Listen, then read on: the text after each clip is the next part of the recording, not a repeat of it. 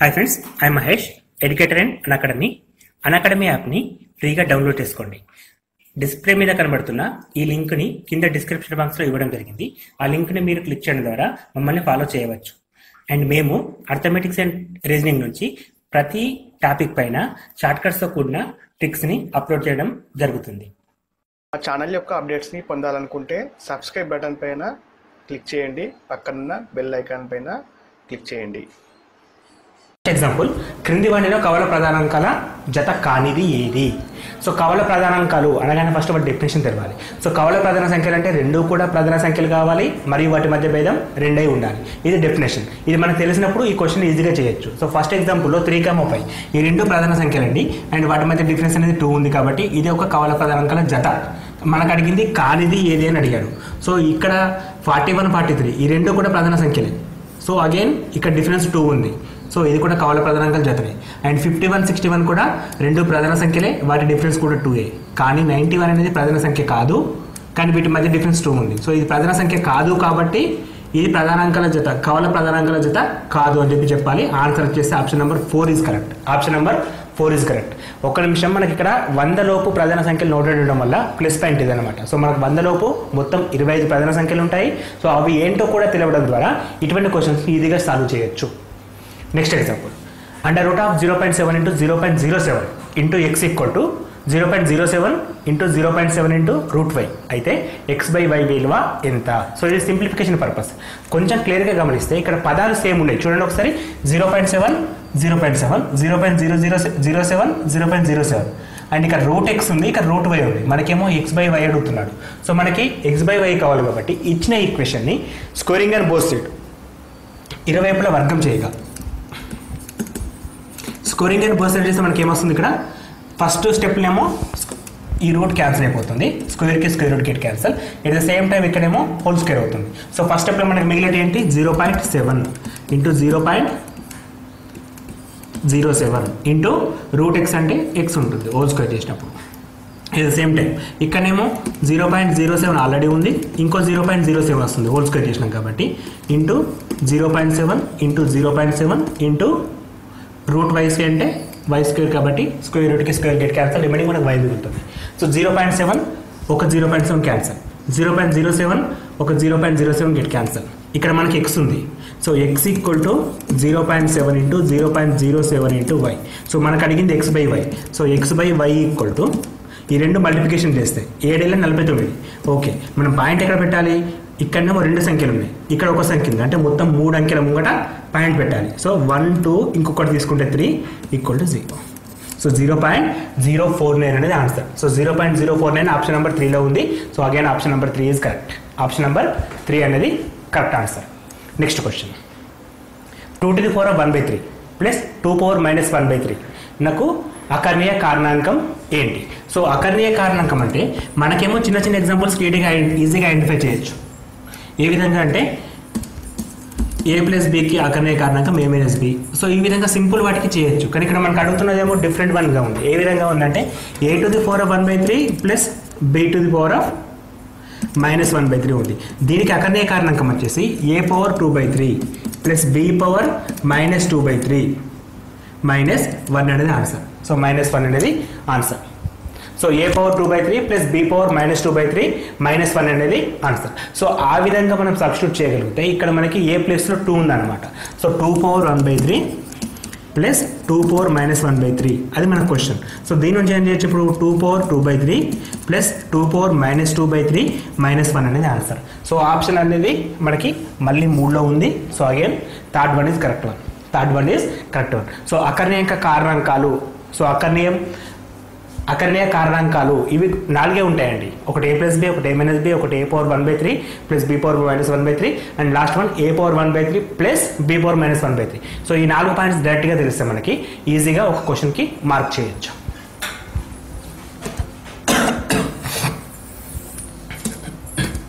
Next question, √6 plus √6 plus √6 plus ... up to infinite terms. So విలువ ఎంత అని అడుగుతున్నాడు. సో ఇటువంటి క్వశ్చన్ సాల్వ్ చేయాలంటే దాన్ని మనం యాక్చువల్గా ఫార్ములా చెప్తారు, కానీ ఆ ఫార్ములాస్ అన్ని వేళలో గుర్తుకుండవు. సో జనరల్ మెథడ్లో నేను ఎక్స్ప్లెయిన్ చేస్తున్నాను.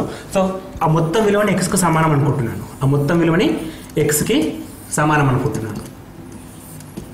అట్లా ఇన్ఫైనైట్ టర్మ్స్ ఉంటాయి. సో ఇక్కడ నేను ఏం చేస్తున్నా, ఫస్ట్ స్క్వేరింగ్ అని బోత్ సైడ్ చేస్తున్నా. స్క్వేరింగ్ అని బోత్ సైడ్ చేస్తే ఇక్కడ ఇది ఎక్స్ స్క్వేర్ అవుతుంది, ఇక్కడ ఏమవుతుంది హోల్ స్క్వేర్ చేస్తే ఎక్స్ స్క్వేర్ ఇలాగే ఉంటుంది. ఒక స్క్వేర్కి ఒక స్క్వేర్ రూట్కి క్యాన్సిల్ అయితే 6 plus under root of 6 plus under root of 6 up to infinite terms అనమాట. సో ఇక్కడ మనం X square equal to 6 plus ఈ మొత్తం వాల్యూని మళ్ళీ మనం ఎక్స్గా తీసుకోవచ్చు, ఎందుకంటే దాన్ని ఆల్రెడీ ఎక్స్ అనుకున్నాం కాబట్టి. ఇన్ఫైనైట్ టర్మ్కి ఒక టర్మ్ కలిపిన ఇన్ఫైనైటే ఉంటుంది, ఒక టర్మ్ తీసేసిన ఇన్ఫైనైట్ టర్మే ఉంటుంది కాబట్టి మళ్ళీ ఎక్స్ వస్తుంది మనకి. సో దీన్ని X square minus X minus 6 = 0 రాస్తున్నాను. నాకు ఒక వర్గ సమీకరణం ఏర్పడింది. సో దీనికి నేను రూట్స్ ఫైండ్ అవుట్ చేయాలి. సో రూట్స్ ఫైండ్ అవుట్ చేయాలంటే కారణాంకాల రూపం. సో 6 ఉంది ఇక్కడ మనకేమో 1 కావాలి కాబట్టి 3 × 2 = 6. సో అగైన్ పెద్దదానికి మైనస్, చిన్నదానికి ప్లస్ తీసుకుంటే -3 + 2 అనేది -1కి సమానం, అండ్ ప్లస్ ఇంటూ మైనస్ అంటే మైనస్కి సమానం. So X square -3x + 2x - 6 = 0. So ఇట్లా చేయొచ్చు అండి ఒక స్టెప్. ఇట్లా చేస్తే మనకు కారణాంకాలు వస్తాయి. ఆ విధంగా కాకుండా ఇక్కడ మనకి ఏవైతే వచ్చినాయో వాటిని బేస్ చేసుకుని ఆన్సర్ రాయొచ్చు. సో ఇక్కడ -3 ఉంది కాబట్టి ఆన్సర్ +3, ఇక్కడ -2 ఉంది కాబట్టి ఆన్సర్ -2. సో ఎక్స్ వాల్యూస్ ఏంటంటే మనకి 1 3 1 -2. సో ఇక్కడనే చేసేయచ్చు అనమాట. మొత్తం కారణాంకాలకి ఇప్పుడు మనం కామన్ తీస్తాం కదా, సో కామన్ తీస్తే ప్రాసెస్ మనకి ఏం అవసరం లేదు. సో అక్కడ బేస్ చేసుకునే ఆన్సర్ మనం అక్కడ -3 ఉంది కాబట్టి ఆన్సర్ 3, +2 ఉంది కాబట్టి ఆన్సర్ -2 అని చెప్పచ్చు. ఎప్పుడు అంటే ఇక్కడ కారణాంకాల అర్థం 1 ఉన్నప్పుడు మాత్రం. ఇక్కడ 1 ఉంది కాబట్టి ఆ విధంగా మనం డైరెక్ట్గా తీసుకోవచ్చు. సో ఆన్సర్ వచ్చేసి 3, -2. సో 3, -2లా మనకిచ్చిన ఆన్సర్లో -2 అనేది ఎక్కడ లేదండి. ఇక్కడ 2 3 2 6 √6 కాకపోతే ఇక్కడ 3 ఉంది కదా, సో ఇక్కడ మనం ఆన్సర్ని 3గా తీసుకోవచ్చు. సో ఆప్షన్ నెంబర్ 1 అనేది కరెక్ట్. ఇఫ్ ఒకవేళ -2 ఉంటే 3, -2 రెండును అని చెప్పేసి ఆ ఆప్షన్ ఒకటి ఉంటుంది, దాన్ని మనం క్లిక్ చేయాల్సిన అవసరం ఉంటుంది. సో ఇక్కడ మాత్రం 3 తీసుకుంటే సరిపోతుంది. So answer 3. నెక్స్ట్ క్వశ్చన్, 2 సంఖ్యల కాసాగు 144, వాటి గాసాక 4 అయితే అందులో ఒక సంఖ్య 16 అయినా రెండో సంఖ్య ఏంటి? సో ఇది కాసా ఎల్సిఎం అండ్ హెచ్సిఎఫ్ మధ్య సంబంధం అండి. సో 2 సంఖ్యలు A, B అయితే అండ్ వాటి ఎల్సిఎం వాటి హెచ్సిఎఫ్ ఆర్ జీసీడీ అంటాం. గాసాబు ఎట్లయినా సరే. సో వీటి మధ్య రిలేషన్ ఏంటంటే LCM into HCF equal to A × B అని చెప్పి తీసుకుంటాం. సో ఎల్సిఎం అంటే ఎంత ఇచ్చాడు మనకి 144 ఇచ్చాడు, ఇంటూ హెచ్సిఎఫ్ అంటే 4 అని ఇచ్చాడు, ఈక్వల్ టు A × B అంటే 16 × B అని చెప్పి తీసుకుందాం. సో 16 ఎక్కం 16 టొంబుల, సో 4 టొంబుల 36, 9 36. సో B వాల్యూ ఎంత వచ్చింది మనకి 36. రెండో నెంబర్ అనేది 36కి సమానం. ఆప్షన్ నెంబర్ 2 అనేది correct answer. So short cuts అనేవి కొన్ని చాలా వరకు ఉపయోగపడతాయి. మనం ఈ వీడియోస్ మనం చూడడం ద్వారా 100% ఆశ్చర్యం చెప్తున్నానండి. 88 క్వశ్చన్స్కి అట్లీస్ట్ ఒక 80 క్వశ్చన్స్ మనం కరెక్ట్గా చేయగలుగుతాం. ఎట్ ద సేమ్ టైం 80 నిమిషాల లోపు చేయగలుగుతాం. ఇది మాత్రం చూడండి. 80 నిమిషాలు అంటే ఒక క్వశ్చన్కి 1 నిమిషం కంటే ఎక్కువ టైం తీసుకోలేము. అటువంటి షార్ట్ కట్స్ మేము ప్రొవైడ్ చేస్తాం. సో ఈ వీడియోస్ మీకు కావాలనుకుంటే మా ఛానల్ సబ్స్క్రైబ్ చేసుకోండి. ప్రతి ఒక్క వీడియో మీరు చూడగలుగుతారు. అండ్ ఎగ్జామ్ టైం లోపల యాజ్ మచ్ యాజ్ పాసిబుల్ మీకు మోడల్ పేపర్స్ ఎన్ని వీలైతే అన్ని మేము అందించడానికి రెడీగా ఉన్నాం. So next example, modulus of 7 - 2x is less than or equal to 11 అయితే ఎక్స్ వాల్యూ ఎంత? సో ఇక్కడ ఒక సంఖ్య మాడ్లో ఉన్నప్పుడు దాన్ని మనం ఎట్లా తీసుకుంటామంటే ప్లస్ ఆర్ మైనస్ తీసుకోవచ్చు. సో ప్లస్ ఆర్ మైనస్ తీసుకుంటే మనకేమో ఇది ఇచ్చాడు. సో మనం దీన్ని -11 నుండి less than or equal to 7 - 2x less than or equal to 11 వరకు తీసుకోవచ్చు. ఎందుకంటే మాడ్ తీసేయాలంటే ప్లస్ ఆర్ మైనస్ వస్తుంది. సో -7 ఉంది కదా, ఈ 7ని ఫస్ట్ తీసేయాలి. అంటే ఇక్కడ +7 కాబట్టి మొత్తాన్ని -7 చేయాల్సి వస్తుంది.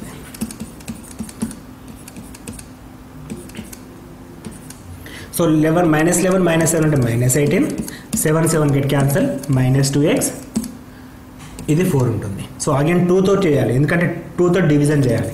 ఇప్పుడు 2 ఉంది కాబట్టి 2తో డివిజన్ చేస్తే -9 - x 2 అని వచ్చింది. సో ఇక్కడ మైనస్ ఉండద్దు. సో ప్లస్ కావాలంటే సైన్ డిఫరెంట్ అవుతుంది. అట్లా రాసినప్పుడు మనం 9 > x -2 రాసుకోవచ్చు. సో ఇట్లా రాసినా కరెక్టే, లేదా -2 < x < 9. సో ఈ రెండిట్లలో ఏదైనా కరెక్టే. సో మన ఆన్సర్ అనేది ఇక్కడ ఆప్షన్లో ఏ విధంగా ఇచ్చాడో చూసుకోవాలి. So -2x < 9. So first one అనేది మనకి మ్యాచ్ అయిన ఆన్సర్. సో మొత్తం మనం మిగతా కూడా చూడవలసిన లేదు. సో డైరెక్ట్గా ఆన్సర్ అనేది ఆప్షన్ నెంబర్ 1 అని చెప్పి క్లిక్ చేయొచ్చు. సో ఇక్కడ మనకి మోడ్లెస్ పైన క్వశ్చన్స్ ఇచ్చినప్పుడు ప్లస్ ఆర్ మైనస్ తీసుకోవడం అనేది ఇంపార్టెంట్. నెక్స్ట్ క్వశ్చన్, క్రింది వాణిలో సరి కానిది. సో ఇక్కడ ప్రవచనాలు, సత్య ప్రవచనాల పైన క్వశ్చన్, 10th టాపిక్ అండి ఇది. ప్రవచనాలు, వాటి మధ్య రిలేషన్స్. సో ఇక్కడ మనకి PQ negation P something relations ఉన్నాయి. సో దీన్ని 2 రకాలుగా చేయొచ్చు. ఫస్ట్ వన్ ఏంటంటే ప్రవచనం విలువ తీసుకొని చేయొచ్చు లేదా షార్ట్ కట్ మెథడ్స్ అప్లై చేయొచ్చు. సో ప్రవచనం విలువ తీసుకోవాలంటే పీక్యూ ఇట్లా రాస్తాం కదా, పీక్యూ అని టీటీ టీఎఫ్ ఎఫ్టీ ఎఫ్ఎఫ్ అని చెప్పి రాసి చేయొచ్చు. కానీ అలా చేయడం ద్వారా మనకి ఎక్కువ లెంత్ అవుతుంది. ఎందుకంటే ఇక్కడ మన క్వశ్చన్ ఆ విధంగా అంటే ఇక్కడ ఒక వాల్యూ ఇచ్చి దీనికి కూడా ఎంత అంటే ఈజీగా చేయొచ్చు. కానీ అలా కాకుండా ఇది క్రింది వల్ల సరికానిది ఏది అడిగాడు కాబట్టి అలా చేయడం ద్వారా టైం తీసుకుంటుంది. ఎందుకంటే ఇప్పుడు మనం ఈ వాల్యూ చేయాలి, అట్ ద సేమ్ టైం ఈ వాల్యూ చేయాలి, అప్పుడు ఎక్కువ లెంత్ తీసుకుంటుంది. కొంచెం మనకి అక్కడ తెలిసిన చదువుకున్న బేసిక్స్ ఇంప్లిమెంట్ చేయగలిగితే నెగేషన్ ఉంటే సింబల్ చేంజ్ అవుతుంది, అది క్లూ అండి. సో ఇక్కడ నెగేషన్ ఉంది, సింబల్ చేంజ్ అయింది. సో ఇది కరెక్ట్. ఇక్కడ నెగేషన్ ఉంది, దీనికి ఉన్న నెగేషన్ ఆటోమేటిక్గా ఇది డైరెక్ట్ రూల్ అండి. ఇది డైరెక్ట్ రూల్, దీన్ని కూడా మనం గుర్తుపట్టే స్టేజ్లో ఉండాలి. సో ఇక్కడ పీకున్న క్యూకున్న డబుల్ ఇంప్లేస్ ఉంటే పీకున్న క్యూకున్న ఒకటి, ఇది గుర్తుంచుకోవచ్చు. ఇక్కడ సింబల్ చేంజ్ కాలేదు, సో ఇది తప్పన్నమాట. ఎందుకంటే ఇక్కడ అండ్ ఉంది, ఇక్కడ కూడా అండే వాడాడు. సో ఇక్కడ మనం ఆర్ వాడాలి, ఎందుకంటే సింబల్ చేంజ్ కావాల్సిన అవసరం ఉంది కాబట్టి ఇక్కడ సింబల్ చేంజ్ కాలేదు కాబట్టి ఇది తప్పనమాట. సో ఇక్కడ సరికానిది ఏంటని చెప్పి ఫోర్త్ చూసుకోవచ్చు. ఈ రెండు మనకు తెలిసిన తెలియకపోయినా ప్రాబ్లం లేదు, ఇదొకటి చూసి కూడా మనం ఐడెంటిఫై చేయొచ్చు. ఎందుకంటే ఒక క్వశ్చన్ ఖచ్చితంగా తప్పు అని చెప్పి తెలిసిందంటే మిగతా ఆప్షన్స్ మనం చూడనవసరం లేదు. సో ఇక్కడైతే పర్ఫెక్ట్గా తప్పు కాబట్టి మనకి మిగతా ఆప్షన్తో సంబంధం లేదు. అలా కాకపోతే మొత్తం ఆప్షన్ చెక్ చేయాల్సి వస్తుంది. అప్పుడు మనం టేబుల్స్ సత్యప్రవచన టేబుల్స్ సంబంధించిన టేబుల్స్ అన్ని వేసుకొని చేయాల్సి వస్తుంది. సో అట్లా చేయకుండా ఇక్కడ మనం డైరెక్ట్గా ఆన్సర్ 4th 1 పెట్టేస్తాం. సో ఆప్షన్ ఇక్కడ 4th 1 correct answer. Next question, success అనే పదంలోని అక్షరాల సమితిలో మూలకాల సంఖ్య. సో అక్షరాలు అంటే ఇప్పుడు సక్సెస్ అంటే మనకి SUCCESS. సో ఇక్కడ మనకి సమితి అనగానే ఒక నిర్వచనం గుర్తుకు రావాలి. సమితిలో ఏ పదం కూడా రిపీట్ కాదు, అంటే మళ్ళీ తిరిగి రాదు. సో అట్లా గుర్తుంచుకున్నప్పుడు మనకి ఇక్కడ మనకి S ఒకటి, U ఒకటి, C 2 times వచ్చింది, ఒకసారి తీసుకుంటాం. E అనేది ఒకటి, ఆల్రెడీ S రిపీట్ వచ్చింది కాబట్టి మళ్ళీ తీసుకోం. అంటే మనకి మొత్తం ఈ సమితిలో 4 మూలకాలు మాత్రమే ఉన్నాయి. సో ఇక్కడ మనకి సమితి నిర్వచనం, ఇక్కడ యాక్చువల్గా ఎన్ని పదాలు ఉన్నాయంటే మనం 7, 8 పదాలు ఎన్ని ఉన్నాయో కౌంట్ చేసి చెప్తాం. సో అట్లా అడగలేదు, మనకి సమితిలోని మూలకాల సంఖ్య అడిగాడు. సో సమితి నిర్వచనం ప్రకారం ఏంటంటే సమితిలోని మూలకాలు ఏవి రిపీట్ కావు అనేది తెలిసినప్పుడు మాత్రమే ఇది చేయగలుగుతాం. అందుకే మనకి బేసిక్స్ కూడా పర్ఫెక్ట్గా ఉండాలి.